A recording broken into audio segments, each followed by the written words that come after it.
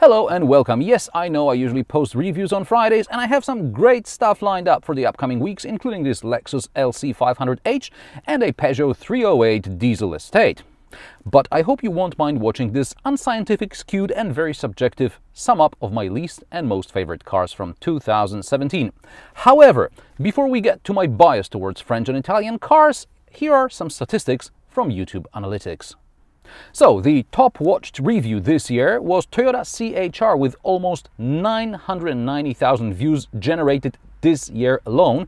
I posted this review at the end of 2016 and within a week or two it generated almost 500,000 views. The second most watched review was BMW 540i with just 216,000 views, and then Ford Ranger, which I posted in 2016 as well, which generated 182,000 views this year, and many of you told me I'm an idiot and I don't know anything about pickup trucks, which is probably true.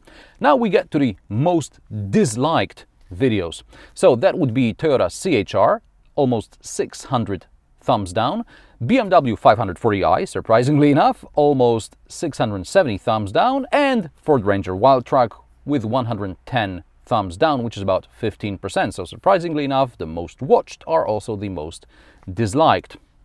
And now the most commented, and you wouldn't guess it, but it's Toyota CHR, BMW 540i and Ford Ranger. Yes, you commented the most on these three videos, you disliked them the most, and you watched them the most as well.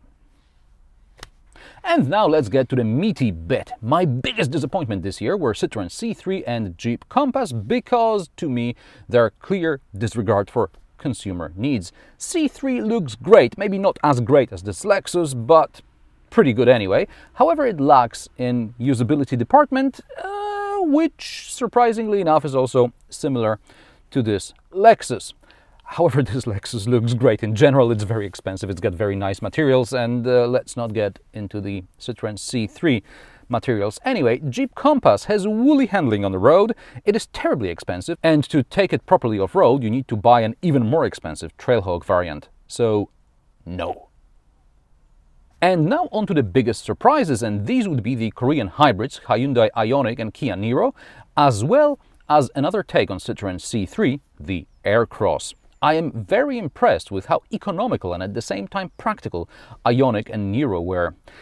They are truly no-nonsense hybrids, not bland like Toyota Auris and not too quirky like Toyota CHR, and you can even get them in a PHV variant, which is a bit too expensive, but generally they are very cool cars. And Citroën C3 Aircross surprised me because it seems someone in Citroën does listen to consumers and perhaps even to the media. And all of a sudden a car can be not just good looking but also practical. It's just those little details that make German cars so good, regardless of some timing chain troubles and maybe oil guzzling and perhaps some software tweaks. Never mind that. This is why Hyundai and Kia hire German designers. I don't know who Citroën hired, but they did their homework. Kudos. Just add the xenon headlights. In 2017 I tested about 60 cars. Is there anything I would buy? If money was no object, I would get Porsche Panamera Turbo. It's an absolute beast of a car. Porsche, as usual, bends the laws of physics. A sports sedan should not be able to accelerate and brake so violently. It should not be able to handle like this. Recently I watched a relatively new 911 at the lights and it was huge. There is no reason to buy an impractical 911 when you can get a slightly stretched version called the Panamera. And now you can even get a station wagon. Ticks all the boxes if you have some 200 grand to spare.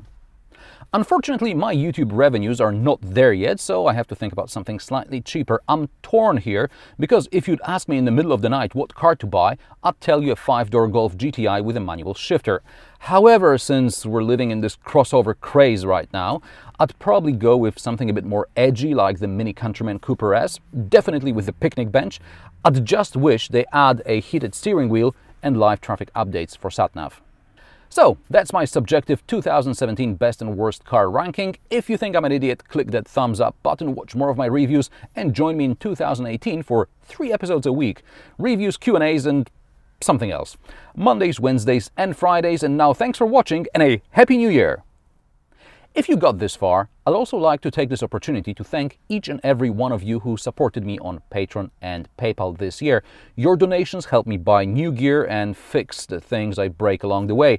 I'll be emailing all of you with New Year's wishes, and I will contact 20 people who contributed the most on Patreon and PayPal, asking for your postal address so that I can send you a small gift.